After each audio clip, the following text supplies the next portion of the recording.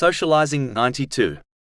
In a narration found in Sahih Bukhari, number 6116, the Holy Prophet Muhammad, peace and blessings be upon him, advised a person not to get angry. In reality, this narration does not mean a person should never get angry, as anger is an innate characteristic which is even found in the Holy Prophets, peace be upon them. In fact, in some rare cases anger can be useful, such as in self-defense. This narration actually means that a person should control their anger so it does not lead them to the disobedience of Allah, the Exalted, something demonstrated perfectly by the Holy Prophets, peace be upon them. In addition, this narration shows that anger can lead to many evils and controlling it leads to much good. Firstly, this advice is a command to adopt all the good characteristics which will encourage one to control their anger, such as patience. This narration also indicates that a person should not act according to their anger. Instead, they should struggle with themselves in order to control it so that it does not lead them to sins.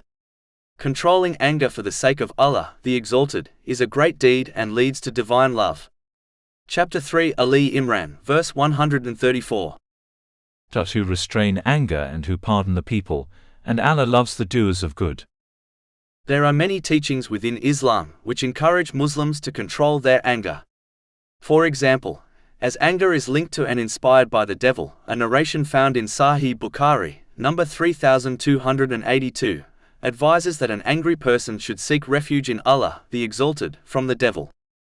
An angered Muslim has been advised in a narration found in Jami' at-Tirmidhi, number 2191, to cling to the ground. This could mean that they should prostrate on the earth until they calm down.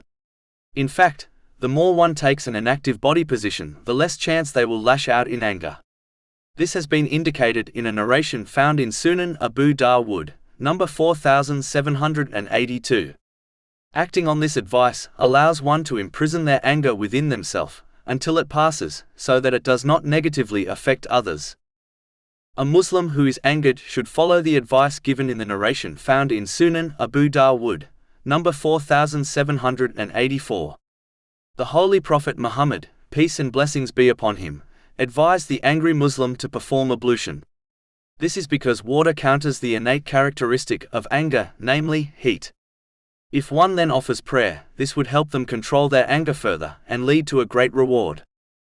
The advice discussed so far helps an angry Muslim to control their physical actions. In order to control one's speech, it is best to refrain from speaking when angered. Unfortunately, words can often have more of a lasting effect on others than physical actions. Countless relationships have been fractured and broken because of words spoken in anger. This behavior often leads to other sins and crimes as well. It is important for a Muslim to note the narration found in Sunan Ibn Majah, number 3970, which warns that it only takes a single evil word to cause a person to plunge into hell on Judgment Day.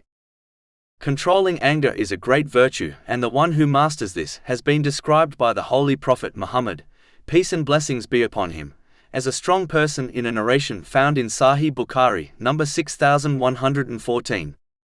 In fact, the one who swallows their anger for the sake of Allah, the Exalted, meaning they do not commit a sin because of their anger, will have their heart filled with peace and true faith.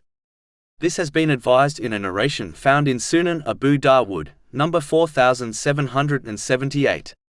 This is a characteristic of the sound heart which is mentioned in the Holy Quran. It is the only heart which will be granted safety on the Day of Judgment. Chapter 26 Ash-Shu'ara, verses 88 to 89. The day when there will not benefit anyone wealth or children, but only one who comes to Allah with a sound heart. As mentioned earlier, anger within limits can be useful. It should be used for repelling harm to one's self, faith and possessions, which if done correctly, according to the teachings of Islam, is counted as anger for the sake of Allah, the Exalted. This was the state of the Holy Prophet Muhammad, peace and blessings be upon him, who was never angered for the sake of his own desires. He only became angry for the sake of Allah, the Exalted, which is confirmed in a narration found in Sahih Muslim, number 6050. The character of the Holy Prophet Muhammad, peace and blessings be upon him, was the Holy Quran, which has been advised in a narration found in Sahih Muslim, number 1739. This means he would be pleased with what it was pleased with, and angered with what it was angered with. In addition, hating for the sake of Allah, the Exalted, is an aspect of perfecting one's faith. This has been advised in a narration found in Sunan Abu Dawood, number 4681. The root of hatred is anger. This makes it clear that Islam does not command one to abolish anger, as this is not really possible to achieve. It instead teaches them to control it within the bounds of Islam.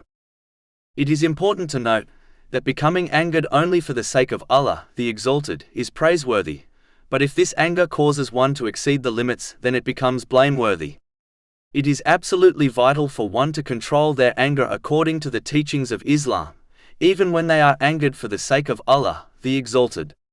A narration found in Sunan Abu Dawood, number 4901, warns of a worshipper who angrily claimed Allah, the Exalted, would not forgive a specific sinful person. As a result, this worshipper will be sent to hell, while the sinner will be forgiven on Judgment Day. The origins of evil consist of four things: failing to control one's desire, fear, evil appetites, and anger. Therefore, the one who accepts the advice of this narration will remove a quarter of evil from their character and life.